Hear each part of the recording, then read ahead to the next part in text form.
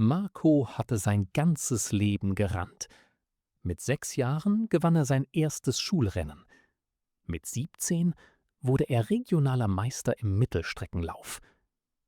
Mit 20 bekam er ein Stipendium, zog in eine andere Stadt und trainierte jeden Tag, manchmal zweimal.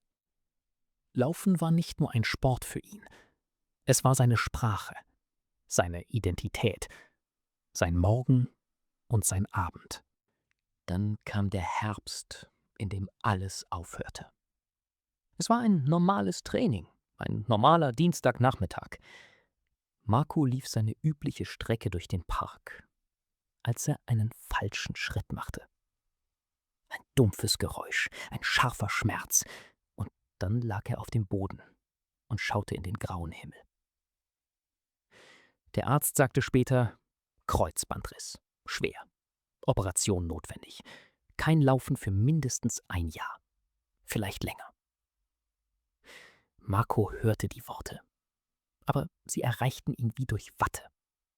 Er nickte, unterschrieb Formulare, fuhr nach Hause. Erst als er allein in seiner Wohnung saß und die Laufschuhe neben der Tür sah, verstand er wirklich, was passiert war. Die ersten Wochen waren schwer. Nicht wegen der Schmerzen, die wurden mit der Zeit besser.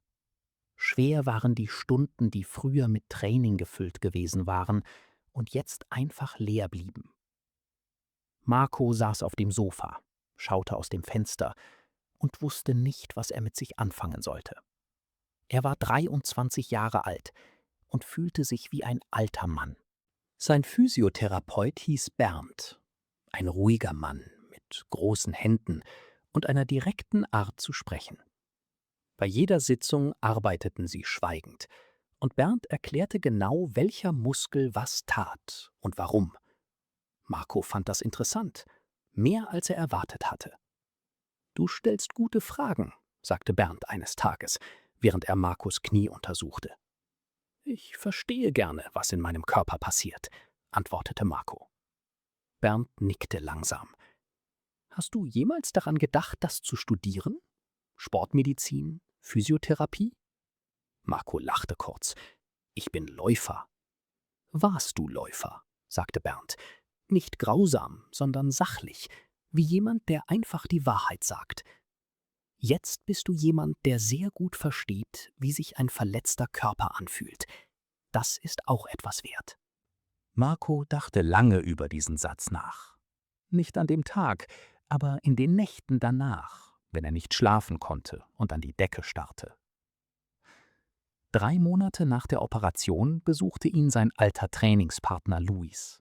Sie tranken Kaffee und redeten über alte Wettkämpfe, über gemeinsame Erinnerungen, über Zeiten und Strecken. Es war schön, aber auch seltsam, wie ein Gespräch über ein Leben, das einem anderen Menschen gehört hatte. Dann zeigte Luis ihm zufällig ein Video auf seinem Handy. Ein Mann erklärte darin eine Lauftechnik.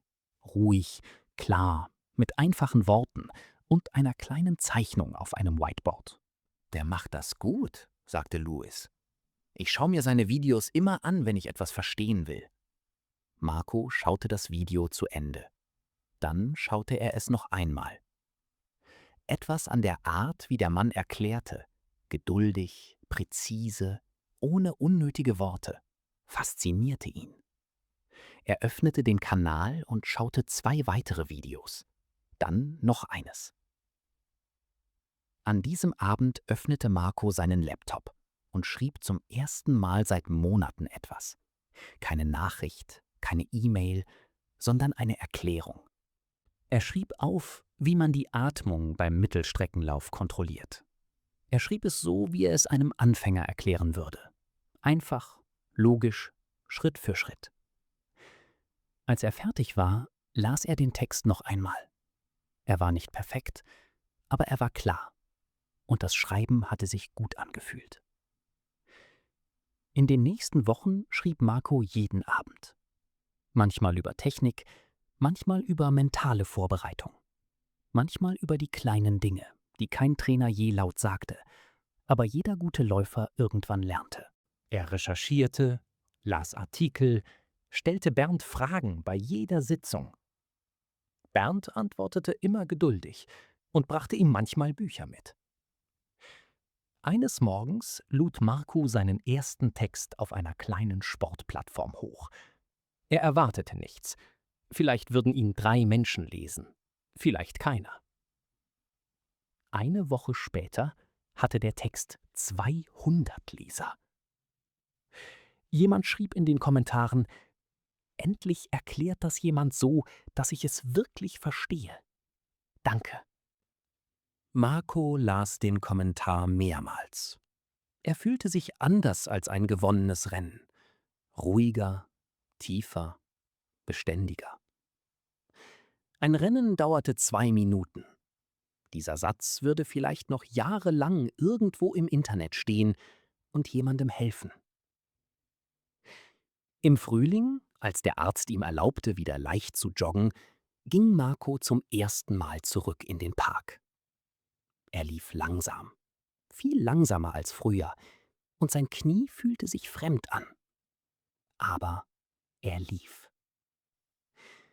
Nach 20 Minuten blieb er stehen, atmete tief durch und schaute auf die Bäume, die gerade wieder grün wurden. Er dachte an den Dienstagnachmittag im Herbst, an den falschen Schritt, an den grauen Himmel. Er dachte an die leeren Stunden auf dem Sofa, an Bernds direkte Worte, an das erste Video, das er zufällig gesehen hatte. Das Leben hatte ihn in eine Richtung geschickt, die er nie gewählt hätte. Aber irgendwo auf diesem unerwarteten Weg hatte er etwas gefunden, das ihm genauso viel bedeutete wie das Laufen. Vielleicht sogar mehr. Er hatte gelernt, sein Wissen weiterzugeben. Er hatte gelernt, dass eine Verletzung nicht nur ein Ende sein musste, sondern auch ein Anfang sein konnte. Marco lief langsam zurück nach Hause, die Hände in den Taschen, das Gesicht zur Sonne. Er hatte noch viel vor. Nicht auf der Laufbahn oder zumindest nicht nur dort, sondern überall.